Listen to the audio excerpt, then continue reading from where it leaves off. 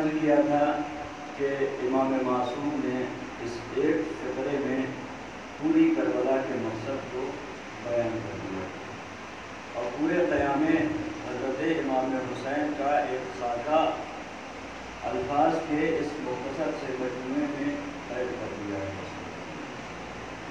قیام امام حسین علیہ السلام کہ جسے مورخین نے کبھی بعض لوگوں نے قیام کہا، کسی نے ثورہ کہا، کسی نے انقلاب کہا، کسی نے دو بادشاہوں کی جنگ کہہ دی، کسی نے یہ کہہ دیا کہ اتفاقی طور پہ اتفاقاً ایک حادثہ ہو گیا تھا جس میں کچھ لوگ شہید ہو گئے۔ الگ الگ تعبیریں، الگ الگ الفاظ سے اس واقعے کو لوگوں نے اپنے اپنے عقائد اور نظریے کے اعتبار سے کتابوں میں اپنی کالی سیاہیوں سے لکھا ہے۔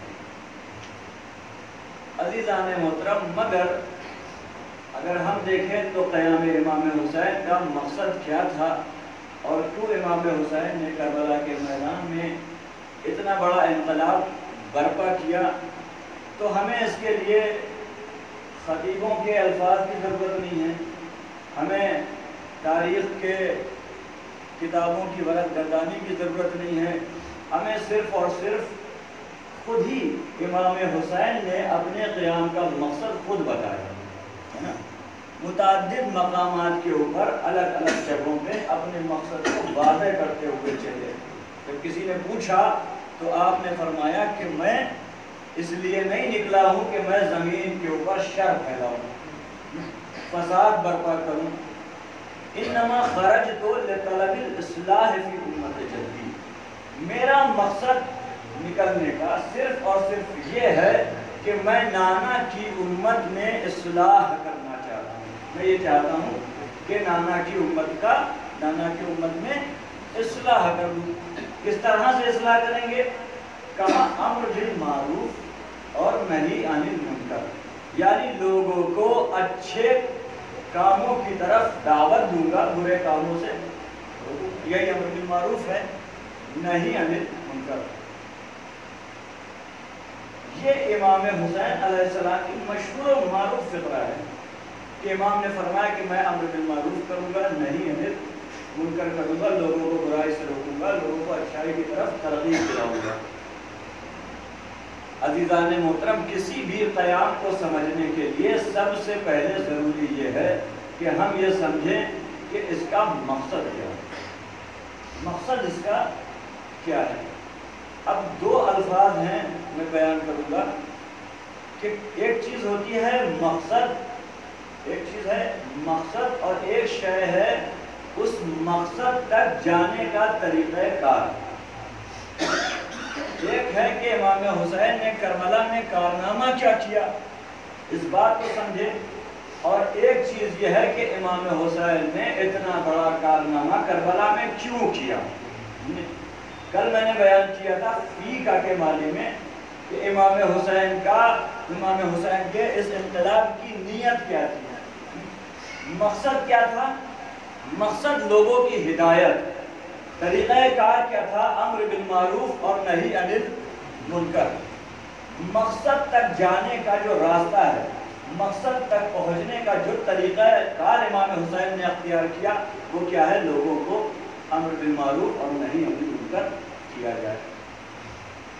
اگر آپ ان ساری پوری تمہید کو سمیٹ کر کے ایک مختصر سے فقرے میں کہیں تو یوں کہہ سکتے ہیں کہ امام حسین لوگوں کی ہدایت کرنے کے لیے آئے، یعنی آسان بات کہ امام حسین لوگوں کی ہدایت کرنے کے لیے آئے تھے، ہادی بن کر کے آئے تھے، یہ چاہتے تھے کہ لوگوں کی ہدایت کر دیں۔ عزیزان محترم، اب یہاں پہ مسئلہ یہ ہے کہ امام حسین علیہ السلام سن 61 ہجری میں دعویٰ کیا کر رہے تھے کہ میں لوگوں کی اصلاح کرنے کے لیے آیا ہوں، میں نبی کا وارث ہوں، نبی کا خلیفہ ہوں اور لوگوں کی اصلاح کرنے کے لیے آیا ہوں۔ یزید کیا کہہ رہا تھا؟ یزید اپنے تخت پہ بیٹھ کے یہی تو دعویٰ کر رہا تھا کہ وہ بھی رسول کا وارث ہے، معاذ اللہ، رسول کا وارث ہے، وہ بھی دین کا وارث ہے، وہ بھی حکومت جو ہے وہ اسلام اور دین ہی کے نام کے اوپر کر رہا تھا۔ اب سمجھ میں آیا آپ کو؟ میں یہ عرض کرنا چاہ رہا ہوں کہ ایک طرف یہ بھی ہے، یہ بھی تخت پہ بیٹھا ہوا ہے، یہ بھی اپنے آپ کو ہادی کہہ رہا ہے، ادھر امام حسین علیہ السلام ہے، وہ بھی لوگوں کی ہدایت کے لیے اٹھے ہیں۔ تو امت کا فریضہ کیا ہے؟ امت کیسے پہچانے کہ ہادی کون ہے اور ضال کون ہے، امام حق کون ہے اور امام ناحق کون ہے، کس طرح سے پہچان کریں؟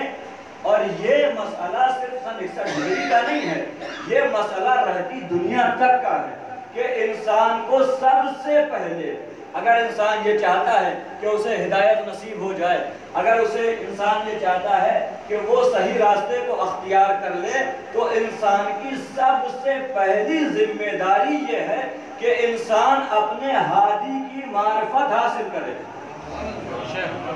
سب سے پہلی ذمہ داری یہ ہے کہ انسان یہ پہچانے کہ ہادی کون ہوتا ہے اور ضال کون ہوا کرتا ہے۔ عزیزان محترم، جب امام حسین علیہ السلام طریق کربلا میں تھے تو کسی نے رک کر کے امام حسین سے ایک آیت کی تفسیر پوچھی، اس آیت کی تفسیر بتا کر کے امام نے کہا کہ دیکھو دو طرح کے ہادی ہوتے ہیں، لوگوں دو طرح کے ہادی ہوتے ہیں، ایک وہ ہوتا ہے کہ جو ہدایت کے نام پہ لوگوں کو گمراہی کی طرف لے کے جاتا ہے، ایک ہادی حق ہوتا ہے کہ جو اللہ کی طرف سے منصوص ہوتا ہے، وہ لوگوں کو صحیح راستے کی طرف لے کے جاتا ہے۔ امت کا کام کیا ہے؟ امت کا کام یہ ہے کہ وہ اپنے ہادی کی معرفت حاصل کرے۔ اس سے زیادہ کام امت کو خدا نے نہیں دیا ہے، صرف اور صرف یہ کام دیا ہے کہ ہادی کی معرفت حاصل کر لو۔ یہ الگ بات ہے کہ نبی کے بعد لوگوں نے جسارت کر لی، اور جنہیں یہ کام دیا گیا تھا کہ وہ ہادی کی معرفت حاصل کریں، وہ اپنے ہادی خود بنانے لگے، وہ اپنے رہبر خود معین کرنے لگے۔ یہ کام امت کا نہیں تھا، امت کا کام یہ تھا کہ وہ اپنے ہادی کی معرفت حاصل کرے۔ ہادی کون ہوتا ہے؟ ہم کیسے پہچانیں کہ ہادی کسے کہتے ہیں اور ہادی برحق کون ہے؟ عزیزان محترم، ہادی کی ایک یعنی بہت ساری پہچان ہے، گفتگو میں ہو سکتا ہے کچھ آئیں بھی۔ ایک پہچان تو یہ ہے کہ ہدایت وہی کر سکتا ہے جو خود صاحب ہدایت ہو۔ بھائی علم وہ دے سکتا ہے کہ جو خود صاحب علم ہو، یعنی خدا کی معرفت وہ کرا سکتا ہے کہ جسے خود خدا کی معرفت ہو۔ شریعت کے مسائل وہ بتا سکتا ہے کہ جسے خود شریعت کے مسائل پتا ہو۔ بھائی وہ نہیں بتا سکتا جو یہ کہہ رہا ہو کہ مجھ سے زیادہ مسائل تو مدینے کی عورتیں جانتی ہیں، نہیں بتا سکتا۔ قرآن کا علم وہ دے سکتا ہے کہ جس نے قرآن پڑھا ہو اور جسے زندگی بھر سورہ بقرہ نہ یاد ہوا ہو، وہ قرآن کی تعلیم نہیں دے سکتا۔ معرفت خدا کون کرا سکتا ہے کہ جس نے خود خدا کو پہچانا ہو، جس کے لیے رسول نے کہا ہو کہ علی خدا کو کسی نے نہیں پہچانا، یا میں نے یا تم نے پہچانا۔ سلوات پڑھنے والا نے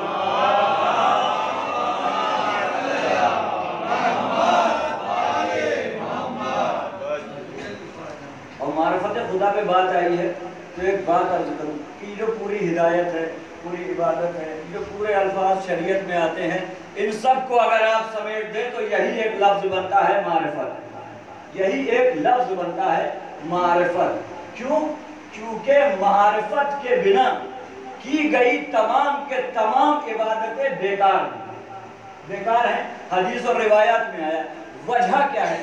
وجہ یہ ہے کہ جب انسان اپنے خدا کو نہیں پہچانتا، توجہ کیجیے، اپنے خدا کو نہیں پہچانتا تو جس تصور سے وہ خدا کی عبادت کر رہا ہے، جس تصور سے وہ قربتاً اللہ کی نیت کر رہا ہے، اگر وہ تصور غلط ہے تو اس کا مطلب یہ ہے کہ اس کا خالق جسے وہ تصور کر رہا ہے یہ تصور غلط ہے، یعنی وہ غلط خالق کی عبادت کر رہا ہے، یعنی وہ حقیقی خدا کی عبادت نہیں کر رہا ہے، وہ حقیقی خدا کو نہیں پہچانتا۔ لہذا امام معصوم نے کیا فرمایا کہ اول الدین معرفت ہوگی، دین کی ابتدا ہی معرفت سے ہوتی ہے، دین کی ابتدا معرفت سے ہوتی ہے۔ اسی لیے سب سے پہلی ضرورت کیا ہے کہ معرفت حاصل کرے۔ سب سے پہلے، میرے ساتھ ساتھ رہیے گا، کہ سب سے پہلی ضرورت کہ معرفت حاصل کرے۔ ایک حدیث امام کی اور ہے، امام نے فرمایا کہ دیکھو خدا کی معرفت حاصل کرنے والا ایسا انسان کہ جو بغیر ہمارے خدا تک پہنچنا چاہتا ہے، جو بغیر ہمارے علم کا سہارا لیے خدا تک پہنچنا چاہتا ہے، وہ جتنی تیزی سے خدا کی طرف چلے گا اتنی تیزی سے خدا سے دور ہوتا چلا جائے گا۔ دنیا میں کوئی نہیں ہے کہ جو خدا تک پہنچا دے۔ خدا تک جانے کا خود خدا نے ایک اور واحد راستہ بنایا ہے، اہل بیت۔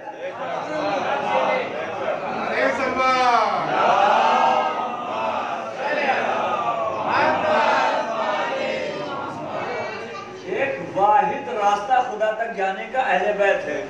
عزیزان محترم، اس حدیث کی تشریح اگر کروں تو اس کو آپ اس طریقے سے سمجھیے کہ مثلا آپ کے اس محلے میں مسجد کا صرف ادھر اس طرف ہے، اور اگر کوئی یہاں مجمع سے اٹھے قصد کرے مسجد جانے کا، توجہ کیجیے، قصد کرے مسجد جانے کا، لیکن راستہ غلط اختیار کرے، آمدن یا صحبہ اسے لگے کہ مسجد اس طرف ہے اور اس طرف چل دے، تو اب آپ انصاف سے بتائیے کہ جتنی تیزی سے چلے گا مسجد سے اتنا ہی دور ہوتا جائے گا، اتنی تیزی سے جائے گا۔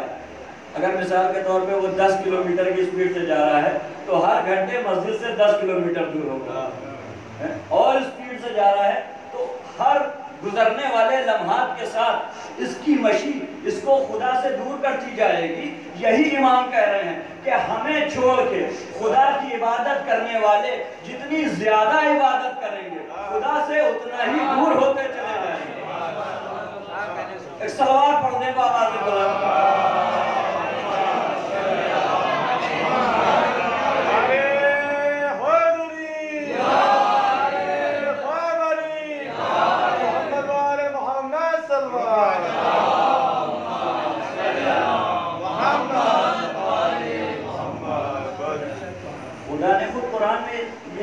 خدا نے خود مفہوم کو قرآن میں رکھا ہے کہ اس تک آنے کا صرف اور صرف ایک راستہ، ایک ذریعہ، ایک طریقہ، اس کے علاوہ کوئی نہیں ہے کہ جو خدا کی معرفت کرائے۔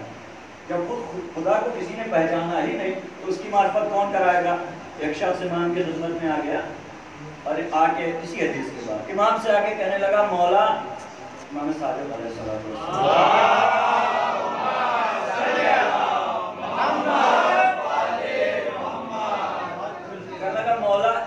عارف اللہ، میں اللہ کو پہچانتا ہوں بدون احتیاطی، ہمیں آپ کی کوئی ضرورت نہیں ہے، ہم خدا کو پہچانتے ہیں۔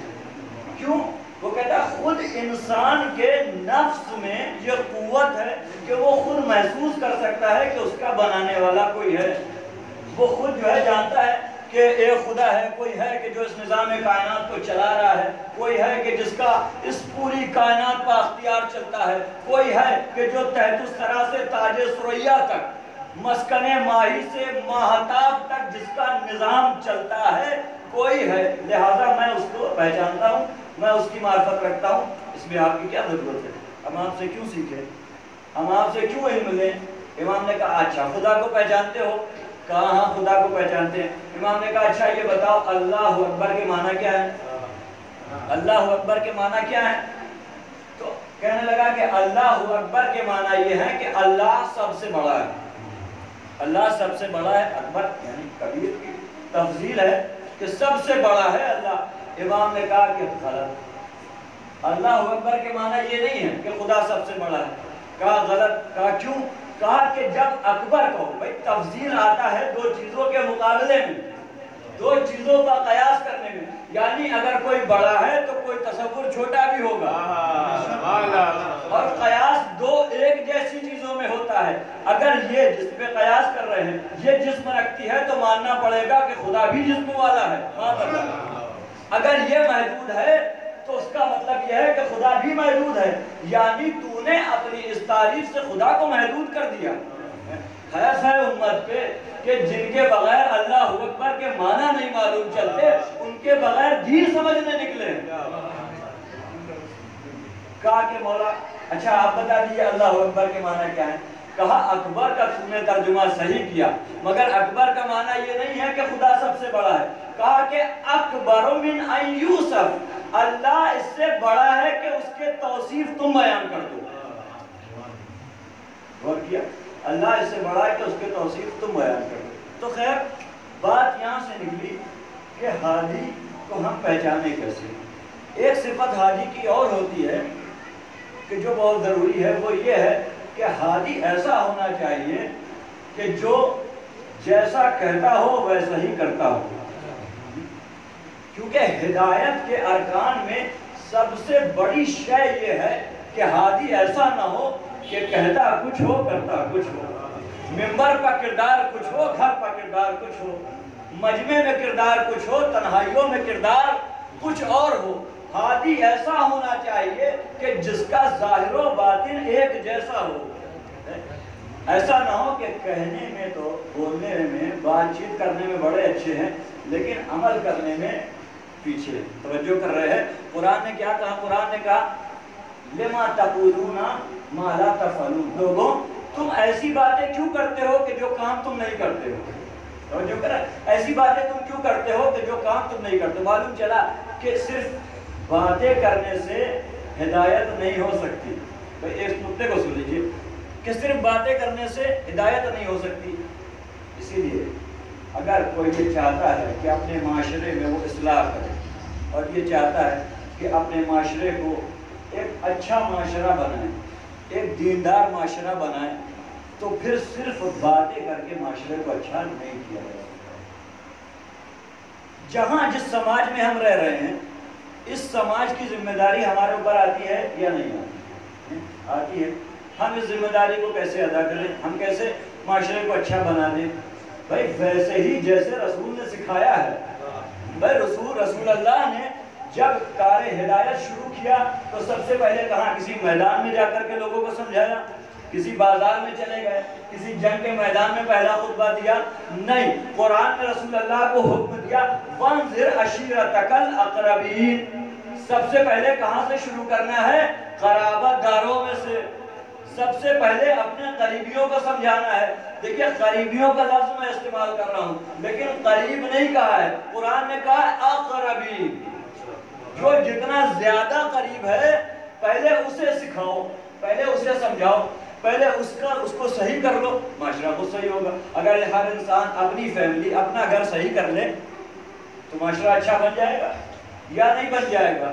مگر عزیزو یہ ایسے نہیں ہو سکتا کہ ہم اپنے بچوں کو بڑے اچھے اسکول میں داخلہ کرا دیں، بڑی اچھی اچھی کتابیں لا کر کے بچوں کو دیں، اخلاقیات کے بڑے اچھے اچھے انہیں درس سنائیں، مجالس بڑی اچھی اچھی انہیں سنائیں، راتوں میں بٹھا کے انہیں اچھی اچھی باتیں سکھائیں، انہیں بتائیں کہ دیکھو باپ کا احترام کیا کرو، انہیں بتائیں کہ دیکھو علم کی عزت کیا کرو، انہیں دین کے سارے مسائل بتاتے رہیے.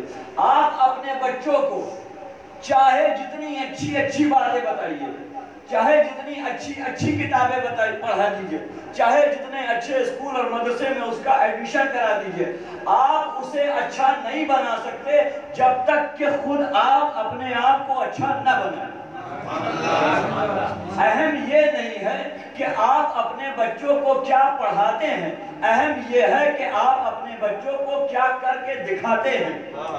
آپ اپنے بچے کو بتاتے رہیے کہ ماں باپ کا احترام کرو، بزرگوں کا احترام کرو، لیکن خود اگر آپ اپنے ماں باپ کا احترام نہیں کرتے ہیں تو پھر اپنے بڑھاپے میں اپنے بچوں سے امید نہ رکھیے گا. نہیں کر سکتے کیونکہ آپ بتاتے کچھ اور ہیں، کر کے دکھاتے کچھ اور ہیں. اور قانون ہدایت یہ ہے کہ زبان سے زیادہ عمل کا اثر ہوتا ہے. قانون ہدایت یہ ہے کہ زبان سے زیادہ اثر عمل کا ہوتا ہے. اسی لیے معصوم نے فرمایا کہ کونوا دعاۃ الناس بغیر السنۃ. اگر تمہیں لوگوں کو نیکی کی دعوت دینا ہے تو بغیر زبان کے دو. سمجھ رہے ہیں کہ بغیر زبان کے دو، بغیر بولے ہوئے دو. یعنی کیا مطلب؟ معصوم سے پوچھے کیا مطلب؟ علماء نے اس کی تشریح کی. انہوں نے کہا کہ بغیر بولے ہوئے لوگوں کو اچھی باتیں سناؤ نہیں، لوگوں کو اچھا عمل کر کے دکھاؤ. ایک صلوات پڑھ دے بابا دے.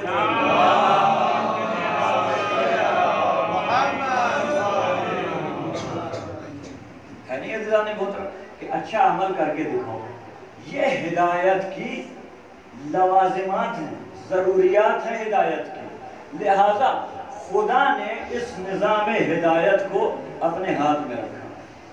اس نے بندوں کو یہ اختیار نہیں دیا کہ تم اپنا ہادی خود بنا لو، بندوں کو یہ اختیار دیا نہیں دیا، بندوں کو یہ اختیار نہیں دیا۔ اس نے کہا اِنَّا عَلَيْنَا الْهُدَى، یہ ہدایت کا پورا کے پورا نظام ہمارے اختیار میں رہے گا، ہادی ہم معین کریں گے، رہبر ہم بنائیں گے، امام ہم بنائیں گے، تم نہیں بناؤ گے۔ کیوں؟ کیونکہ تم جسے ہادی بناؤ گے وہ تمہارے ہی جیسا ہوگا۔ ہم جسے ہادی بنائیں گے وہ ہماری پسند کا ہوگا نا، وہ ہمارے ہی جیسا ہوگا، لہذا ہدایت وہی ملے گی کہ جو ہم چاہتے ہیں۔ اور خدا کا نظام یہ ہے کہ ہادی وہ بنائے گا، یعنی ہادی جب وہ انتخاب کرے گا تو اس میں کچھ اس کے جلال کی جھلکیاں نظر آئیں گی۔ ہم ہادی خود بنائیں گے، لہذا سب سے پہلی خرابی تو یہ ہوگی کہ اگر ہم ہادی اپنا خود بنانے لگیں تو وہ ہادی ہمارے ہی جیسا ہوگا۔ تھوڑا تھوڑا آگے آ جائیں، بعد میں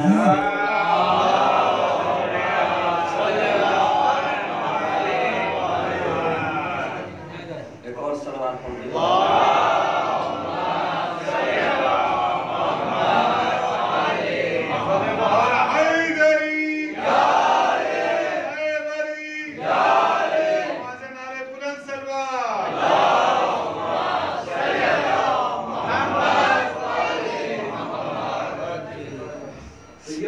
پورا نظام ہدایت کس کے ہاتھ میں رہے گا؟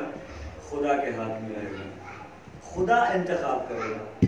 یعنی ہادی ایک منصب خدا ہے، جو کر رہے ہیں ہادی ایک منصب خدا ہے، اس منصب کو خدا خود اختیار کرتا ہے اور منصب دار کا استعفا خود کرتا ہے۔ بندوں کو یہ اختیار حاصل نہیں ہے، صرف اور صرف واحد ایک ذات خدا ہے کہ جسے یہ اختیار حاصل ہے۔ ہادی منصب ہے۔ عزیزان محترم، دنیا میں ہر منصب آپ دیکھیں کہ خالی منصب پا لینا کوئی کمال کی بات نہیں ہے۔ اگر خالی منصب ہی جو ہے وہ کمال کی بات ہے تو پھر ہمیں کوئی اختلاف نہیں ہے کہ امت جسے چاہے اپنا رہبر بنا لے، جسے چاہے اپنا رہبر بنا لے، ہمیں اختلاف نہیں ہے۔ مگر عزیزو، ہادی کی خاصیت یہ ہے کہ ہادی صرف اور صرف منصب نہیں ہے، بلکہ اس منصب کے دنبال میں کچھ ذمہ داریاں دی ہوئی ہیں۔ لہذا ہادی ایسا بنانا ہوگا کہ جو اس منصب پہ آنے کے بعد ان ذمہ داریوں کو ادا کر سکے۔ اچھا، اب میں آپ سے سوال کروں کہ خدا کے یہاں اس نظام ہدایت میں جسے ہم ہادی کہہ رہے ہیں، منصب دار کہہ رہے ہیں، تو وہ خدا کے یہاں کتنے منصب دار ہوتے ہیں؟ پورے نظام ہدایت میں کتنے منصب دار ہوتے ہیں کہ جو لوگوں کی ہدایت کے لیے اللہ جن کا استعفا کرتا ہے، اللہ جنہیں چنتا ہے؟ کتنے ہوتے ہیں؟ پوچھئے، لوگ بتائیں گے کہ ایک نبی ہوتے ہیں، ایک قسم نبی ہے، ایک رسول ہے اور امام ہے، اور آگے بڑھ جائے بتا دیں گے ایک خلیفہ ہے۔ بس صرف انہی 3-4 الفاظ کے اوپر ہدایت کا پورا کے پورا نظام ختم ہو جاتا ہے یا نہیں؟ اللہ کا یہ نظام ہدایت انہی 3-4 منصبوں کے اوپر محدود نہیں ہے، بلکہ کچھ اور بھی ہستیاں ہیں کہ جو خدا کی طرف سے جن کا استعفا ہوتا ہے۔ قرآن میں خدا کہہ رہا ہے یا مریم ان اللہ اصطفاک وطہرک، مریم اللہ نے تمہارا استعفا کر لیا، اللہ نے تمہیں چن لیا ہے، اللہ نے تمہارا انتخاب کر لیا ہے۔ اب پوچھئے آپ مفسرین سے کہ بتائیے کہ اللہ نے جب جناب مریم کا استعفا کیا تو اللہ نے مریم کے استعفا کے بعد مریم کو کون سا عہدہ دیا اور مریم کو کون سی منصبداری دی؟ مریم کو کیا بنایا؟ نبی بنایا کہ امام بنایا کہ رسول بنایا کہ خلیفہ بنایا؟ کیا بنایا؟ اچھا، بعض مفسرین نے لکھ دیا کہ جناب مریم نبی تھی، جناب مریم نبی تھی، انہوں نے لکھ دیا جناب مریم نبی ہے، اور اپنی ہی کتاب میں آگے جا کر کے لکھتے ہیں کہ نبوت کی شرائط میں یہ ہے کہ نبی کو مرد ہونا چاہیے۔ ایک صلوات پڑھ دے بابا دے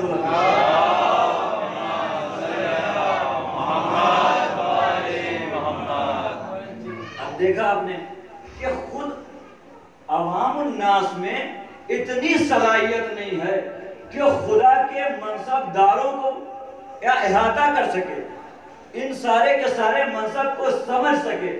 جو منصب کو سمجھ نہیں سکتا وہ منصب پر کسی کو فائز کیا کر سکتا ہے؟ فائز کیا کر سکتا ہے؟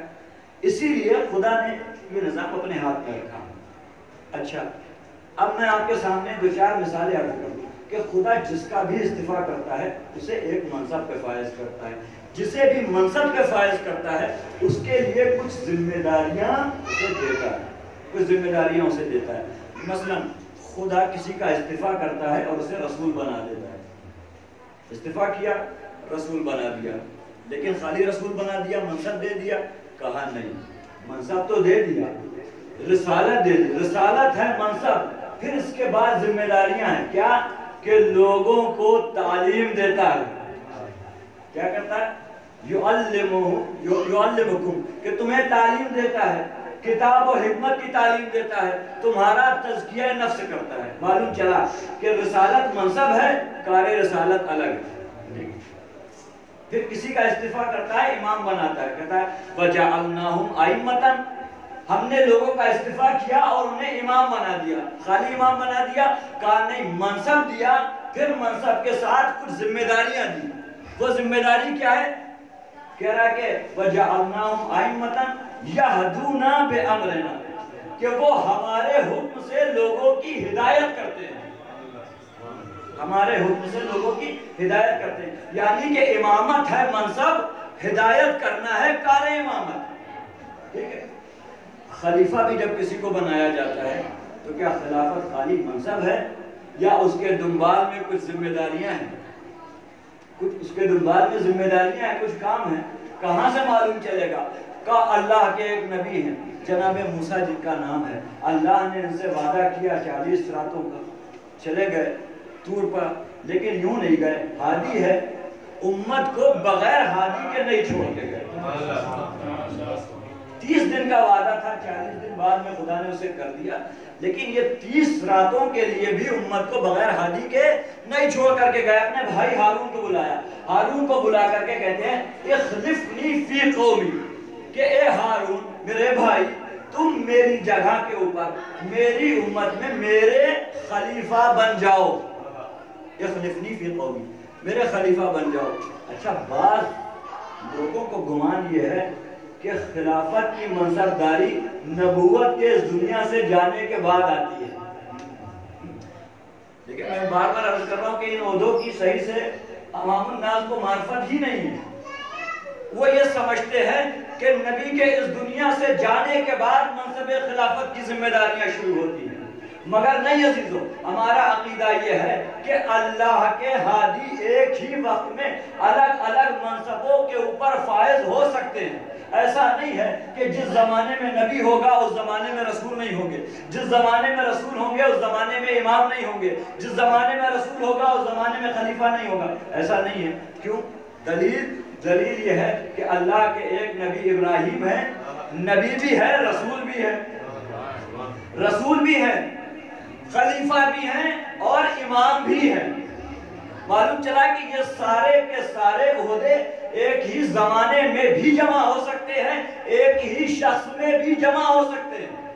تو امت اگر یہ سمجھتی ہے کہ رسول کے اس دنیا سے جانے کے بعد منصب خلافت کی ذمہ داریاں آتی ہیں، تو پھر قرآن کی یہ آیت کہاں لے کر کے جاؤ گے کہ جناب موسیٰ نے اپنے بھائی سے کہا کہ اخلفنی فی قومی، میری قوم میں میرے خلیفہ بن جاؤ، خلافت کا عہدہ اختیار کر لو۔ معلوم یہ چلا کہ خلیفہ نبی کے دنیا سے جانے کے بعد نہیں بنتا ہے، بلکہ اپنی زندگی میں نبی اپنا خلیفہ بنا دیا کرتا ہے۔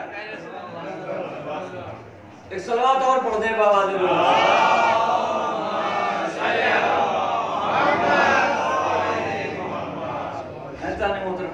کیا کہا؟ اخلفنی فی قومی، میری قوم میں میرے خلیفہ بن جاؤ، بس خلافت کا منصب دے دیا؟ کہا نہیں، خلافت کا منصب دیا، پھر اس کے بعد ذمہ داریاں ہیں۔ وہ ذمہ داری کیا ہے؟ کہا وَلَا تَتَّبِعْ سَبِيلَ الْمُفْسِدِينَ، جب منصب خلافت پہ آ جانا تو پھر خبردار گمراہ لوگوں کے راستے پر نہ چلنا، معلوم چلا کہ خلافت سے اگر صرف منصب ہوتا تو جسے چاہے اس کے حوالے کر دو، لیکن اگر خلافت کے ساتھ شرائط ہیں تو پھر ہمیں یہ ماننا پڑے گا کہ خلافت کا منصب اسے ملے گا، خلافت کے منصب کا وہ فائز ہوگا کہ جو مفسدین کے راستے پر نہ چلا ہو۔ ایک صلوات پڑھتے بابا دے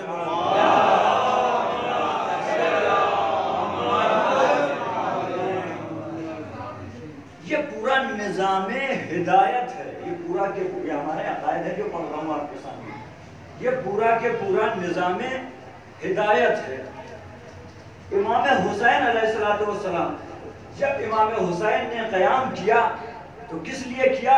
کہا اس نظام ہدایت کو بچانے کے لیے، تاکہ لوگ یہ محسوس کر سکے کہ ہادی خود سے بن جانے والے ہادی نہیں ہوتے ہیں، بلکہ ہادی اسی کو مانا جائے گا کہ جسے خدا نے عہدہ ہدایت پر فائز کیا، عہدہ ہدایت پر فائز کیا ہو وہی ہادی بنے گا، اور کوئی ہادی نہیں ہوگا۔ کیوں؟ جب تک کہ صحیح ہادی سے امت مرتبط نہیں ہوگی تب تک ہدایت کی طرف نہیں جا سکتی۔ جب تک کہ صحیح ہدایت کی طرف نہیں، کیا ارشاد فرمایا امام نے کہ تاکہ تیری امت کو گمراہی سے نکال لے اور علم کی روشنی میں لے آئے۔ یہی امام حسین کا مقصد کہ علم کی روشنی میں امت کو لے آئے۔ دو لفظ ہیں عزیزان محترم، ایک بار کہا کہ ضلالت سے نکال لے، دلالت ذات والا، کہ انسان کو گمراہی کے دلدل سے نکال لے، ایک بار کہا کہ جہالت سے نکال لے۔ ظاہراً ان دو الفاظ میں کوئی فرق نہیں، کیونکہ جسے ہم جہالت کہتے ہیں اسی کو ہم گمراہی کہتے ہیں، جسے گمراہی کہتے ہیں اسی کو ہم جہالت کہتے ہیں۔ کوئی ان دونوں الفاظ میں ظاہراً کوئی تفریق نہیں ہے، لیکن بالتحقیق اگر ہم اس کو دیکھیں تو اس میں فرق ہے۔ ضلالت کے معنی گمراہی کے ہیں، علم کے معنی الگ، جہالت کے معنی الگ ہیں۔ یعنی اگر مختصر کروں اپنی بات کو تو دو طریقوں پہ امام نے کام کیا ہے، یعنی انقاذ دو طریقے کا ہوتا ہے، ایک انقاذ نظری ہوتا ہے اور ایک عملی ہوتا ہے۔ یعنی ایک طرف تو امام حسین نے لوگوں کے عمل ٹھیک کیے، لوگوں کی عبادتیں صحیح کی، اور دوسری طرف امام حسین کے قیام کا مقصد لوگوں کے عقائد ٹھیک کرنا تھا، لوگوں کو صحیح عقیدے کے اوپر لے کے آنا۔ ایک بار عمل ٹھیک ہو جائے، ایک بار عقائد ٹھیک ہو جائے۔ عقائد ٹھیک ہو جائیں گے تو نیت ٹھیک ہو جائے گی، نیت صحیح ہو جائے گی تو عمل کا اجر ملے گا، نیت اگر صحیح ہوگی تو عمل کا اجر ملے گا۔ عزیزان محترم، یہ ایک مقصد امام حسین لے کے نکلے، اس مقصد ہی کو، یہ مقصد کربلا میں ختم نہیں ہو گیا، یہ انقلاب کربلا میں ختم نہیں ہوا، بلکہ یہی انقلاب پورا کے پورا ان مجالس کی صورت میں جناب زینب نے ہمیں بنا کر کے دیا ہے۔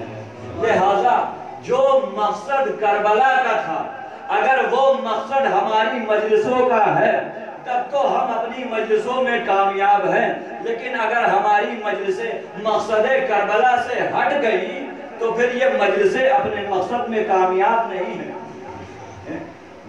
عزیزان محترم۔ کیونکہ کربلا میں امام حسین نے ایسے ایسے اصحاب، ایسے ایسے انصار جمع کیے تھے کہ جن کا مقصد ایک تھا، جن کے عمل کا انداز ایک تھا، ایسے اصحاب جمع کیے، مقصد ایک۔ عزیزوں، ایک روایت ملتی ہے کہ قاسم ابن حسن، امام حسن کے بیٹے، جب جنگ کرنے کے لیے میدان میں گئے تو روایت کہتی ہے کہ امام حسن علیہ السلام کے بیٹے جناب قاسم کی نالین ٹوٹ گئی، تسمہ نالین کا نکل گیا، فوراً جنگ کو روکا، بیٹھے، تسمے کی اصلاح کی، صحیح کیا، پھر اس کے بعد جنگ کی۔ یہاں پہ آپ نے ذاکری سے سنا ہوگا کہ وہ پڑھتے ہیں کہ شہزادہ قاسم اتنا بہادر تھا کہ اسے اس 9 لاکھ کے لشکر سے زیادہ اہمیت اپنی نالین کو دے دی۔ برستے ہوئے تیر ہیں، چلتی ہوئی تلواریں ہیں، نیزے ہیں، خون کے پیاسے لوگ ہیں، لیکن ادھر توجہ نہیں کی، اپنی نالین پہ زیادہ توجہ کر کے بتا دی کہ تمہاری اوقات تو میری نالین سے بھی زیادہ نہیں ہے۔ یہ تو آپ نے ذاکری سے سنا ہے، لیکن میں نے علماء سے سنا ہے کہ جناب قاسم علیہ السلام نے اپنے نالین کی اصلاح کی، اور اصلاح اس لیے کی کہ جناب قاسم نہیں چاہتے تھے کہ کربلا میں ٹوٹی ہوئی نالین پہن کے چلے۔ کیوں؟ کیونکہ رسول کی حدیث ہے کہ ٹوٹی ہوئی نالین پہن کے چلنا مکروہ ہے، مکروہ ہے، اور شہزادہ قاسم نہیں چاہتے تھے کہ حسین کی کربلا میں کوئی ایسا کام ہو جائے کہ جو مکروہ ہو۔ عظمت محمد آل محمد صلوات۔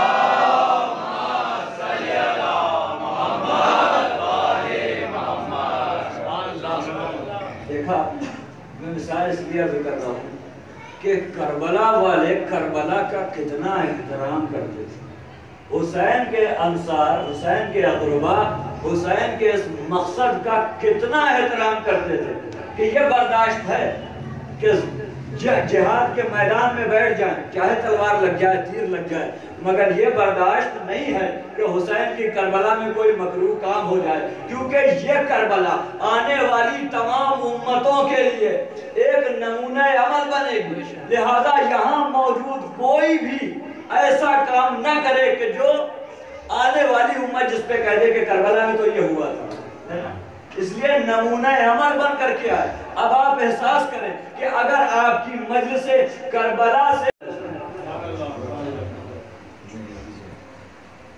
یہ قابل برداشت نہیں، اس مجالس کے نظام میں خلل ڈالنے والا صرف مجالس کے نظام میں خلل نہیں ڈالتا ہے، وہ در حقیقت شہزادی بی بی سیدہ زینب کا خائن ہوا کرتا ہے، کیونکہ اس مجالس کی وارث بی بی سیدہ ہے۔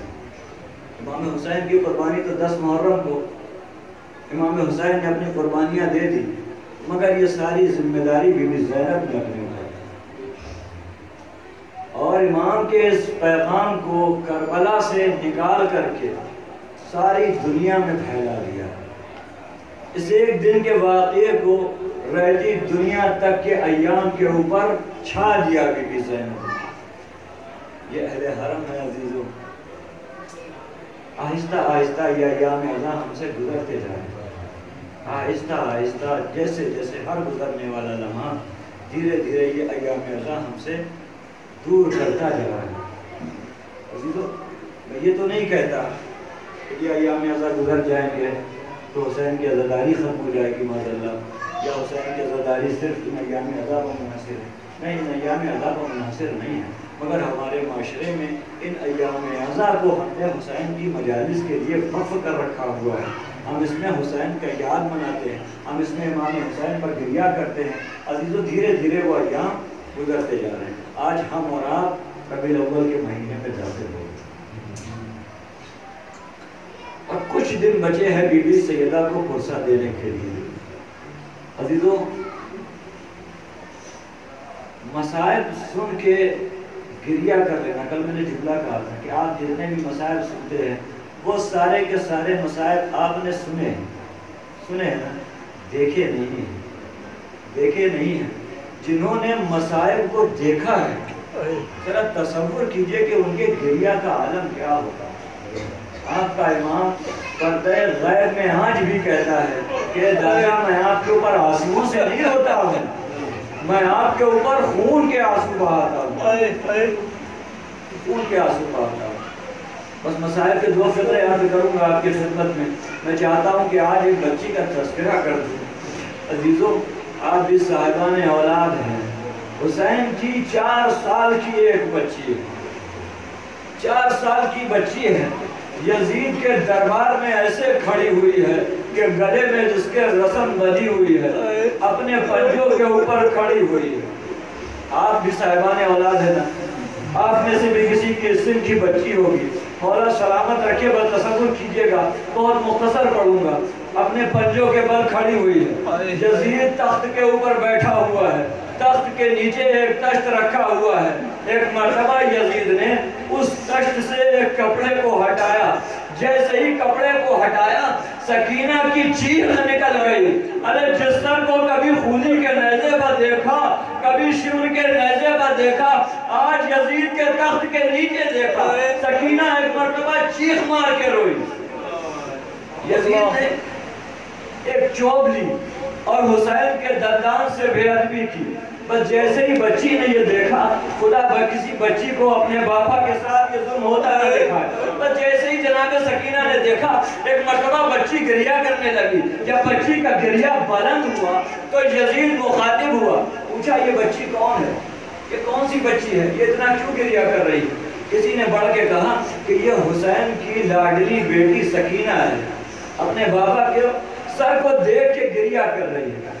جیسے ہی حسین کا نام سنا کہ یہ حسین کی بچی ہے، فوراً ایک مرتبہ یزید کہتا ہے کہ میں نے سنا ہے کہ تیرا بابا تجھے بڑا چاہتا تھا، بابا تمہیں بڑا پیار کرتا تھا۔ سکینہ نے کہا ہاں، میرا بابا مجھے بڑا چاہتا تھا، میرا بابا مجھے اپنے سینے کے اوپر سلایا کرتا تھا، میں اپنے بابا کی بڑی پیاری ہوں۔ کہتا ہے کہ میں تو تب مانوں کہ جب تم بلاؤ تمہارا بابا تمہارے پاس آ جائے، تم بلاؤ اور بابا تمہارے پاس آ جائے۔ اس بچی نے جیسے ہی یہ سنا، ایک مرتبہ کرتے کا دامن اٹھایا، حسین کی سر کی طرف دیکھ کے بڑی حسرت سے آواز دی، بابا! دربار میں باپ اور بیٹی کی محبت کا امتحان ہے، بابا سکینہ کی آغوش میں آ جاؤ۔ بس جیسے ہی سکینہ نے یہ فطرے کہے، ارے تخت سے ایک مرتبہ سر بلند ہوا، سکینہ کی آغوش میں آ گیا۔ بچی نے سر کو اٹھایا، ایک مرتبہ جلے ہوئے کرتے کا دامن اٹھایا، رخساروں سے حسین کے خون صاف کیا۔ ارے گلے پر پیار کرتی ہے، کبھی رخساروں کا بوسہ دیتی ہے، کبھی حسین کے بالوں سے گرد کو صاف کر کے کہتی ہے، بابا! ارے آپ دیکھ نہیں رہے، سکینہ کے دامن میں آگ لگ گئی، اے بابا! سکینہ کے رخسار پر تماچے لگائے گئے، جو بالیاں آپ نے پہنائی تھی وہ شمر نے کھینچ کے اتار دی۔